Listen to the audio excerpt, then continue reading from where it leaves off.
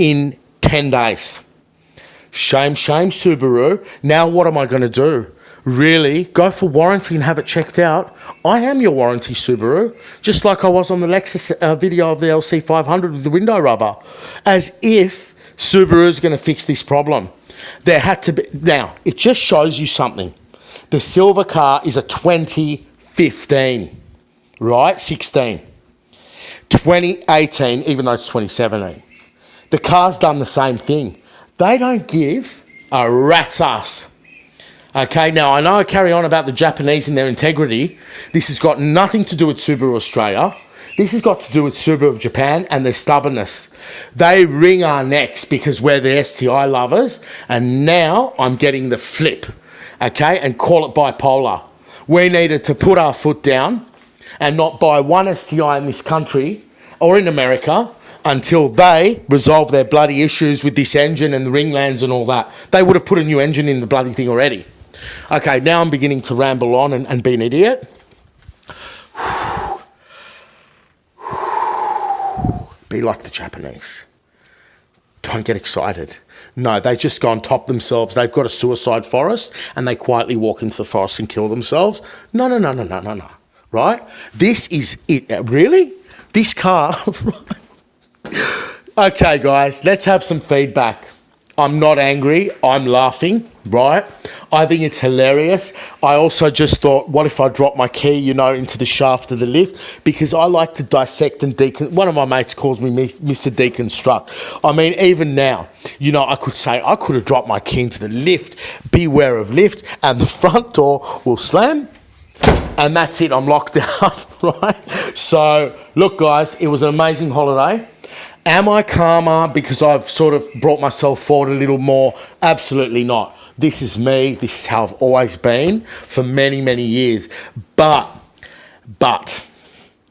if I now run into someone and they're rude, and I run into someone else and they're rude, and then I ring Subaru on Monday and say, hey, I want to give the car back. It's a lemon, right? Then... that's when I can see anyone can drive and spin themselves into a spin cycle, right? But what I'm saying is this. How many of you guys now would doubt your sanity? You left the lights on. Did you really leave a courtesy light on? It's got a battery management feature. Secondly, the car's brand freaking new. The car's not a 5-year-old battery which can suddenly discharge, right? Has the car got a faulty battery? Absolutely not. Do I know? No, I don't. How do I know? Because the silver car did the same thing. Okay? Now, the silver car had this aberration once over a less than 24-hour period. Okay? But the tablet was in the car. Now, you've got a brand new 2018 Spec R with a completely flat. So, see that battery pack? I better stop moving the camera around like a psycho. See the battery pack I just used? That's never going to start the car, guys, because those packs are not designed to start a completely discharged battery. Now, what I'm nearly forgetting to tell you before I shut up is one thing. I could not for the life of me start that silver car for a week. Do you guys remember? This thing was out lent to someone. Okay, I had a secondary unit that wasn't this snap-on quality. It would not start the car. So all these protection features on these new devices are absolutely going to screw you. If I was in the snow now, hey, Budgie, what would you do in a snowstorm now?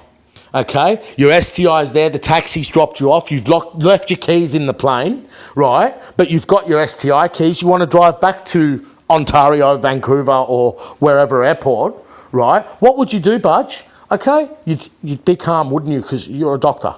So I'm going to be calm, right? And I am always calm with these things. What gets me is, for example, liars. So when I ring Subaru, which I'm not going to bother even doing, I'd rather make this video and share the content. When I ring Subaru, and if they tell me I've left the lights on, you can imagine you're not going to get anywhere except one thing.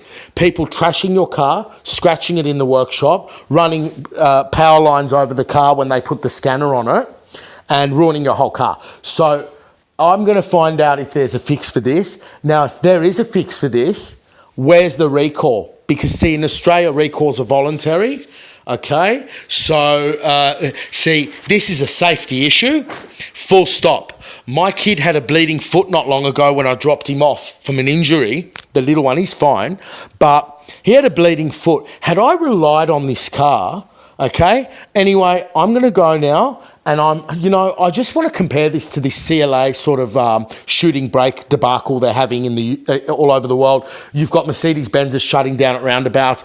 Holden Astras have done it. There's cars. They're bloody lemons.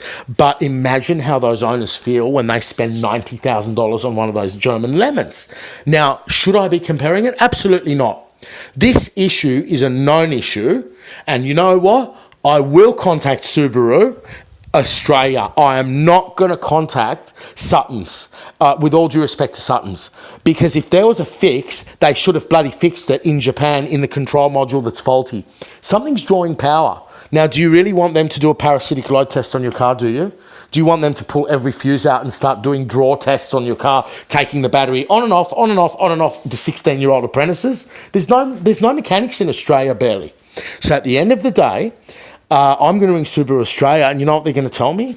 You need to take it into your Subaru dealer, and round we go. For the bloke asking for a 1,500 kilometre safety check that they won't book him in for 2 months, just do the safety check yourself. What do you think they're going to do? Do you actually think they're going to put your car on the hoist? No, they're not. Go into your car, put your hand under the trays, feel for oil leaks, because the first one I had few oil leaks on it, that lemon I had, right? Which was a beautiful car, right? And have a look at your tyre wear and get a mechanic to do the safety check for you and drop the oil and get rid of it at 1,500 Ks, and do yourself a favour, because this is now, forget the loyalty I've got to Subaru as a passionate sort of person that loves their cars. This is something Subaru are not dealing with, and I've now been greatly inconvenienced. And what are they going to do about it? Do you think they're going to give me a Subaru hat? Why don't they send me a hat or a jacket? I don't think so. So that's that. 18 minutes again that we're never going to get back. Looking at the carpet, and God knows what that is, the 2 racing cars. All right, but see, this is the amount of faith I've got in Subaru. And just before I go, for those people talking about ringland failures, every time I put my foot down, I feel that the ringlands are going to break because it's detonating. Well, it was detonating out of the box. Okay, now, yeah, and you know what? If I knew the battery's going to go flat, then I believe the ringlands are going to crack. And I'm now saying, do not buy the Subaru WRX STi. It's a lemon. Lemon alert. That's it. And I'm going to title it that. Okay, gotta go. Ciao, ciao. Deep breath. Another deep breath. Done way too much work on myself to let Subaru ruin it, right, guys? Now my ex-wife's going to ring me. Where's my credit card? She's meant to pay some bill that's overdue. So now I'm going to hop on my bike. And if this bike has a flat tyre, God help Subaru. See what I mean? It's easy in life to blame, isn't it? But when you deal with a big corporation, the only person they're going to end up driving crazy and blaming is you. Okay, see you later. I'm going to have a teaspoon of Manuka honey.